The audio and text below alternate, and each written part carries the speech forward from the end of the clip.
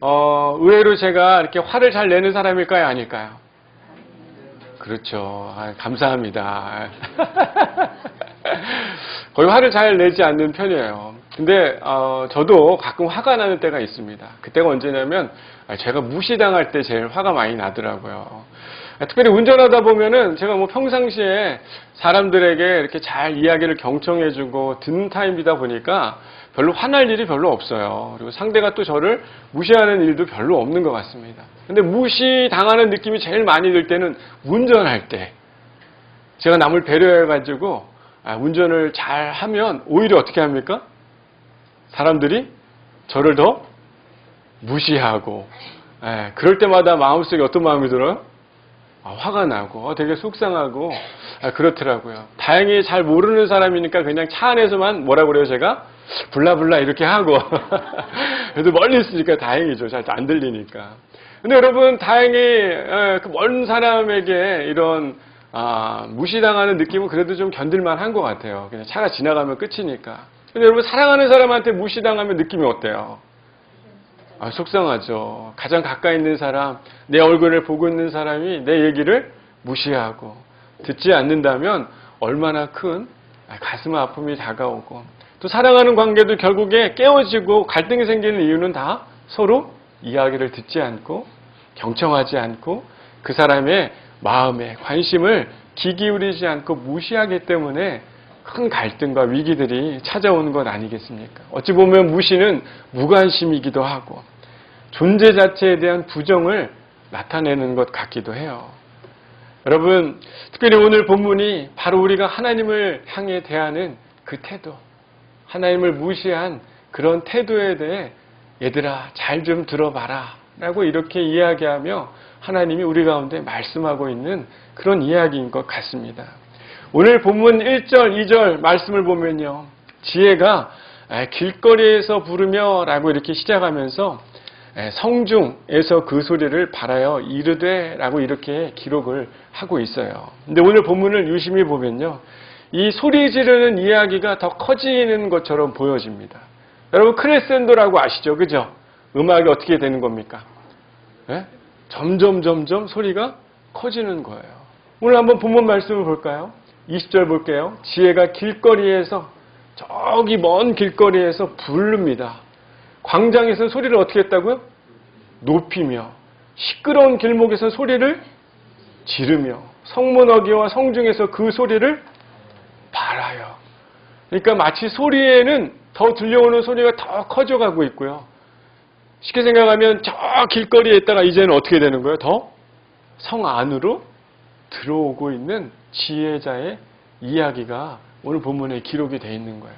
더 큰 목소리로 더 가까이 와서 이야기하고 있지만 그 지혜 얘기를 사람들이 듣고 있다는 거예요? 안 듣고 있다는 거예요? 안 듣고 있다는 것을 오늘 본문에 이야기를 합니다. 오늘 특별히 지혜가 이야기하는 소리는요. 얘들아 좀 내 소리를 좀 들어봐. 이렇게 얘기하는 게 아니라 어떤 소리인 거예요?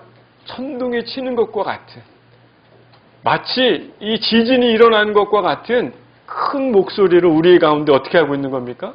이야기를 하고 있는 것이에요. 절박함이 있는 그런 목소리인 것이죠. 여러분 특별히 잠언에서 지혜는 하나님의 말씀을 뜻하지 않습니까? 그렇다면 하나님의 말씀을 잊어버리고 듣지 않고 무시하며 살아가는 그런 이들을 향해 하나님이 지금 더욱더 가까이 왔으면 작은 목소리를 얘기해야 되는데 그게 아니라 하도 듣지 않고 무시하니까 어떻게 하는 거예요? 큰 목소리가 더욱더 커지고 나중에 소리를 발할 만큼 그런 목소리로 다가오고 있음을 오늘 본문이 잘 보여주고 있습니다. 여러분 기억력 좋은 분 계십니까? 아마 우리 교회에서 기억력이 제일 안 좋은 사람을 꼽으라고 그러면 아마 저일 거라고 생각합니다. 왜냐하면 어제 무슨 일이 있었는지 기억이 잘 안 나요. 그리고 곰곰이 앉아가지고 생각을 해야 어제 뭐가 있었지 이런 생각을 할 만큼 잘 기억력이 없습니다. 인간은 여러분 망각의 존재이죠. 정말 금세 잊어버리고 왜 우리가 금세 이렇게 잊어버릴까 생각해보면 하루하루가 바빠요 안 바빠요? 바쁘죠. 오늘 해야 할 일, 내일 해야 할 일이 너무나 많다 보니까 과거에 지나왔던 이야기는 별로 우리 머릿속에 저장될 만한 용량이 별로 없는 게 우리의 모습인 것 같아요. 그런데 오늘 이 지혜는 우리 가운데 뭔가 잊고 살아가고 쉽게 잊어버리며 망각을 경험하며 살아가는 우리에게 더욱더 잊지 말고 지혜를 들어야 한다라고 이렇게 이야기를 하고 있습니다. 여러분 그냥 갑자기 이렇게 지내다가 어느 순간 하나님의 말씀을 잊고 지내다가 하나님의 말씀이 나에게 이렇게 다가와가지고 뭔가 내 마음을 움직이는 때가 있어요, 없어요? 있죠. 마치 엄청나게 이 추운 이 겨울에 따뜻한 봄바람이 이는 것 같은 그런 느낌 있잖아요. 그때 우리의 마음에 다가올 때 뭔가 하나님을 잊고 지냈을 때 막 혼내는 느낌이에요? 아니면 어때요? 부드럽고 따뜻하고 평안함으로 우리의 마음을 움직이는 그런 경험들을 하지 않습니까? 어찌 보면 우리의 삶에 흔들리고 뭔가 낙담이 되고 두려움 가운데 살아가고 있는 우리의 삶에 하나님의 말씀이 우리 가운데 찾아온다면 분명히 우리는 평안해질 것이요. 위로가 될 것이요. 우리의 삶의 큰 기쁨으로 회복되는 그런 삶이 될 줄 믿습니다.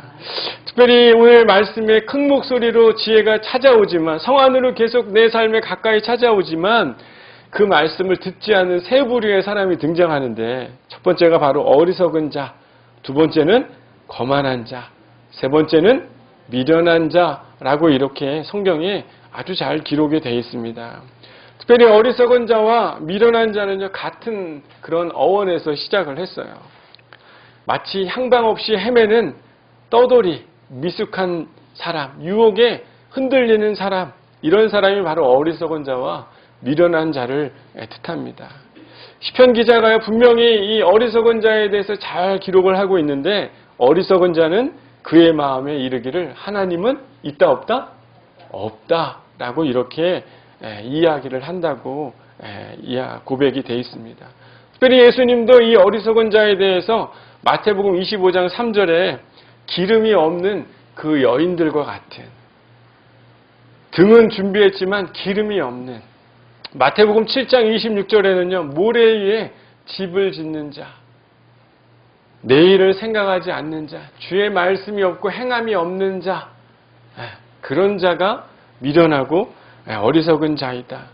특별히 그 미련하고 어리석은 자에 대해서 누가복음에 아주 분명하게 기록되는데 12장 19절 20절에 보면 어떤 사람이 등장합니까? 어리석은 부자가 등장하죠.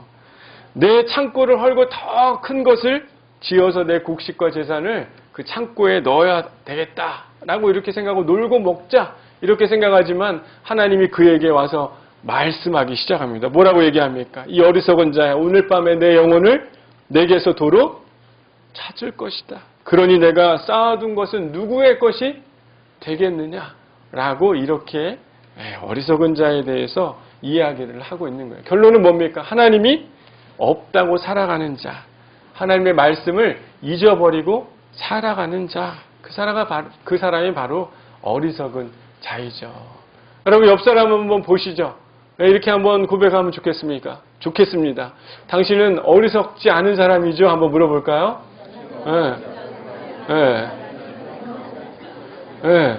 여기서 지금 안 웃는 사람은 지금 어리석은 자예요, 지금. 하나님이 없다고 살아가고 하나님의 말씀을 잊어버리고 뭔가 미래의 준비가 없이 살아가는 자가 어리석은 자라는 거 아닙니까? 근데 여러분 거만한 자는 누구입니까? 거만한 자는 거만을 기뻐하는 자들이다 라고 이렇게 기록이 돼 있어요. 거만은 교만과 비슷한 것 아닙니까?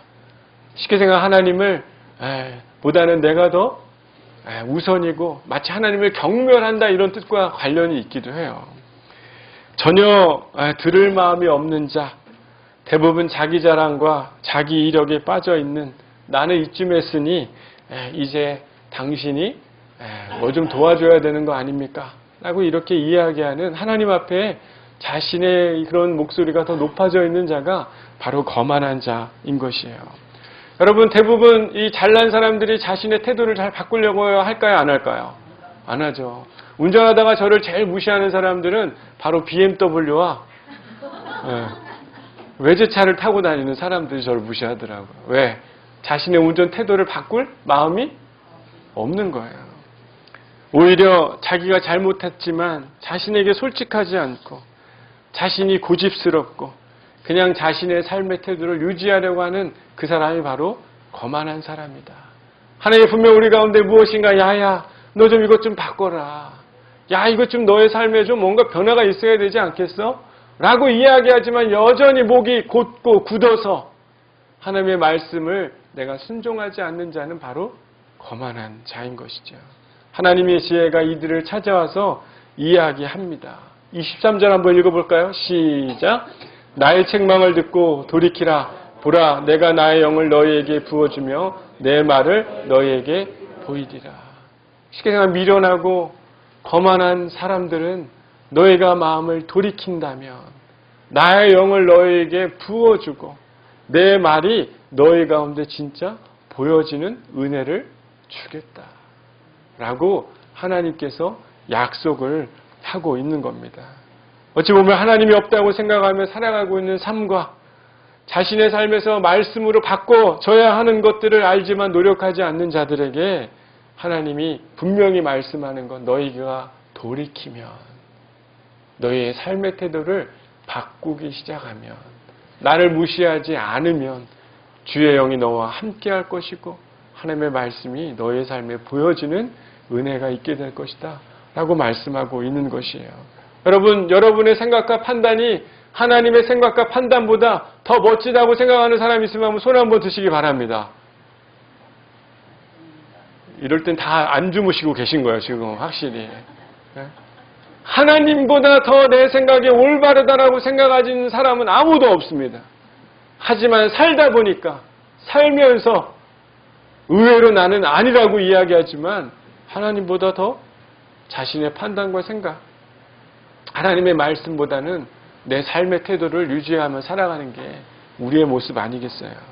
근데 여러분, 우리가 생각하는 것보다요, 하나님은 더 큰 생각, 더 놀라운 관점, 또한 놀라운 하나님의 계획으로 우리의 삶을 준비하고 이끌어 가실 줄 믿습니다.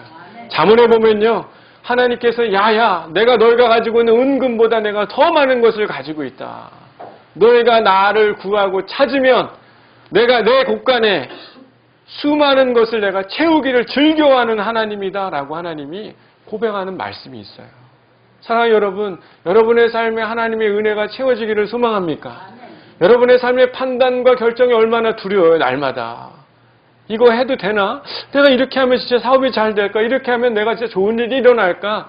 날마다 고민하지 않습니까? 그런데 하나님은 나의 지혜를 구하고 찾고 내 영에 사로잡히고 주의 말씀을 가까이 하는 자에게는 내가 내 곳간을 채우기를 즐겨하는 여호와다 라고 하나님이 고백하고 있지 않습니까? 여러분, 교만하고 어리석고 미련한 자가 되면 결론적으로 어떻게 됩니까? 32절에 분명한 결과가 나오는데요. 어리석은 자는 뭐 한다고 이야기합니까? 우리 32절 읽어보겠습니다. 시작. 어리석은 자의 태보는 자기를 죽이며 미련한 자의 안위는 자기를 멸망시키려니와. 결론적으로는 무엇이에요? 어리석은 자는 갈수록 태보하게 되고 나아가서는 결국에 자기가 죽게 될 것이고 발전이 없게 되지만 미련한 자는 안일하다가 또한 자기를 멸망시키게 될 수 있을 것이다. 여러분, 2019년 우리 양문교회 주제가 뭡니까? 표가 뭡니까? 한번 읽어볼까요? 시작. 여러분, 변화는요, 정체되어 있고 머물러 있는 것에서는 변화를 찾을 수가 있어요, 없어요? 없는 것이에요. 하나님의 말씀이 내 마음 가운데 깊이 날마다 새겨지지 않는 사람은 변화할 수 있을까요, 없을까요? 없는 것이에요. 작년이나 똑같은 것이에요. 여러분의 삶의 모든 영역들이 똑같다면 그 사람은 더 나아가서 나중에 어떻게 되는 거예요? 변화가 없으면 게으르고 미련한 자가 돼서 결국엔 자신의 삶이 언제 죽은지도 모른 채 그냥 죽음 가운데서 그저 하루하루를 연명하며 살아가는 불쌍한 인생이 되는 것 아니겠습니까? 여러분, 참 재미난 건 그냥 여기서 하나님의 말씀이 끝났으면 그래 그냥 내가 하나님의 말씀을 떠나고 듣지 않고 그냥 죽지 뭐 이렇게 생각할 수 있지만 더 무서운 말씀을 하나님이 이야기를 하고 있는 거예요. 내가 너에게 크게 외치고 여러 번 말했지만 듣지 않으면 24절에 내가 불렀고 손을 폈으나 돌보는 자가 없고 쉽게 생각하면 나를 멸시하고 전문용어로 나를 쌩 깠기 때문에 나의 말을 듣지 않고 업신여기면 26절 한번 읽어보겠습니다. 26절 시작. 너희가 재앙을 만날 때 내가 웃을 것이며 너에게 두려움이 임할 때 내가 비웃으리라. 저는 이 말씀이 너무나 두려움 가운데 다가오더라고요. 참 여러분, 이 말씀이 여러분 가운데 경종의 말씀이 되기를 바랍니다. 하나님이 항상 여러분 곁에 있기를 소망하며 살아가잖아요. 그런데 여러분, 하나님을 무시하고 쌩까면 어떻게 되는 거예요? 결론적으로 네가 그 재앙과 두려움이 있을 때 나도 너를 비웃을 거며 내가 너에게 귀를 기울이지 아니할 수 있다. 그럴 수 있다라고 하나님이 분명하게 이야기를 하는 겁니다. 너희가 나를 부지런히 부르고 찾아도 나를 만나지 못할 것이다 라고 28절에 하나님이 이야기를 하고 있는 거예요. 여러분, 어린아이가 부모를 잊어버리고 두려움 가운데서 엄마 하고 이렇게 마트에서 아이가 부모를 찾고 있는데 그때 부모의 소리가 그 아이 가운데 들려지지 않는다고 생각해 보세요. 여러분, 그 아이의 마음이 어떨 것 같아요? 여러분, 마치 이런 일이 안 일어날 것 같죠? 여러분, 안 일어날 것 같죠? 의외로 여러분의 삶에 두려움의 자리가 많음에도 불구하고 여전히 그분을 찾지 않고 있기 때문에 하나님도 여러분의 그 두려운 위기와 어려움의 환경에서 하나님이 무엇인가 말씀 안 하고도 있을 수 있다는 생각을 여러분 왜 못하십니까? 하지만 하나님이 분명히 말씀하세요. 뭐라고 얘기합니까? 내 말을 듣는 자는 33절 읽어보겠습니다. 시작. 오직 내 말을 듣는 자는 평안히 살며 재앙의 두려움이 없이 안전하리라. 하나님이 약속하고 있는 것이에요. 너희가 내 말을 들으며 너희가 변화되어서 성령의 붙잡힘과 하나님의 말씀이 너희 삶의 눈앞에 날마다 보여지게 되면 자연스럽게 어떻게 된다는 겁니까? 평안히 살게 되고 재앙의 두려움이 없이 무엇하리라? 안전하리라. 여러분, 우리의 인생에 있어서 이 평안과 이 안정이야말로 하나님이 주시는 복이신 줄 깨닫기를 바랍니다. 여러분의 삶에 평안이 있다는 거 얼마나 감사한 일이에요. 여러분의 안정감이 든 삶을 살아가고 있는 것 얼마나 감사합니까?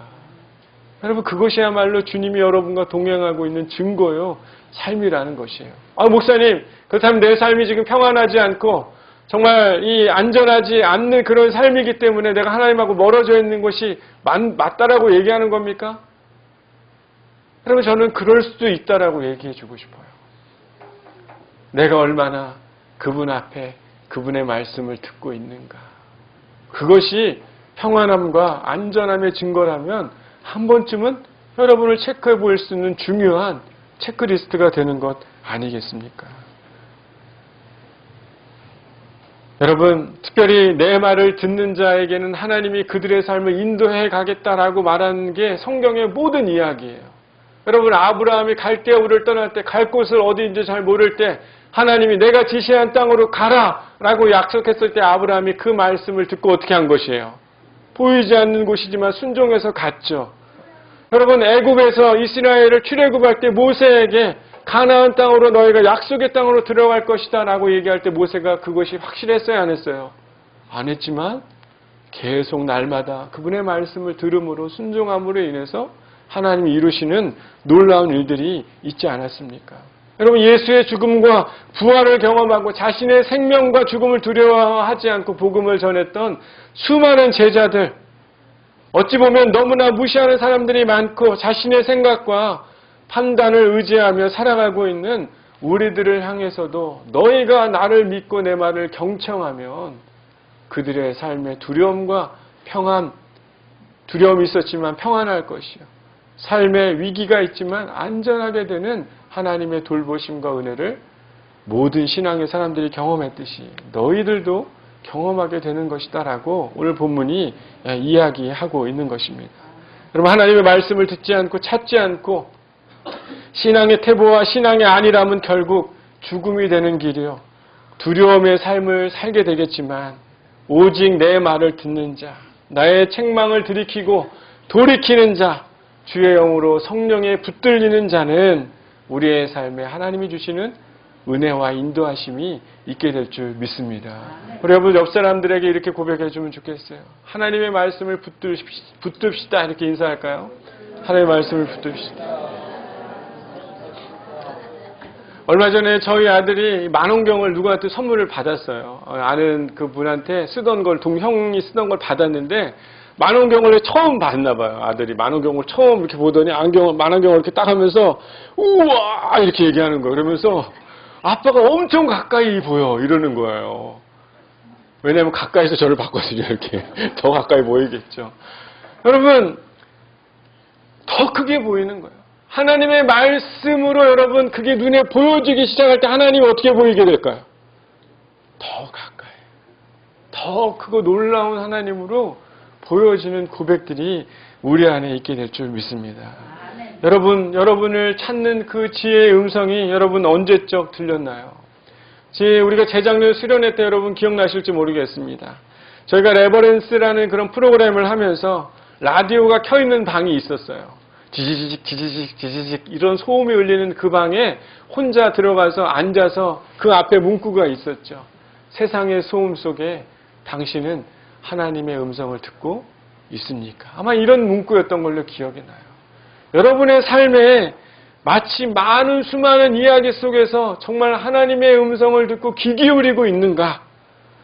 어찌 보면 현재의 두려움과 광풍이 밀려오는 이런 삶에서 평안은 없고 안전하지 않는 나의 삶의 이런 모습 속에서 다시 그 하나님의 음성을 붙들려고 내가 귀 기울이고 마치 만원경을 껴서 하나님을 바라보는 그 마음이 내 마음 가운데 있는가?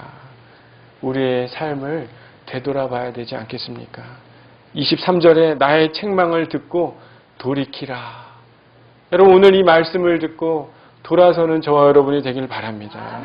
성령을 분명히 우리 가운데 부어주시고 너희가 돌이키기만 한다면 그 하나님의 말씀이 너희가 바라보는 그 말씀이 보여지게 될 것이고 또한 그것을 통해 하나님을 더 크게 알게 되고 그분이 너희 가운데 평안과 안전한 길로 인도하는 그분의 놀라운 손길을 보게 되리라 라고 약속하고 있는 것 아닙니까? 여러분 무시하는 만남이 아니라 경청하고 소통하는 하나님과의 만남이 다시 일어나길 바랍니다. 뭔가 사랑으로 삶의 위기를 헤쳐나가고 올바른 삶의 선택을 통해 퇴보하지도 않고 안일한 삶이 아닌 믿음 안에서 성령 안에서 도전해가고 변화되어가고 자라가게 되는 그런 축복의 인생, 지혜자의 인생이 저와 여러분이 되어야 될 줄 믿습니다. 시간 함께 같이 기도하겠습니다.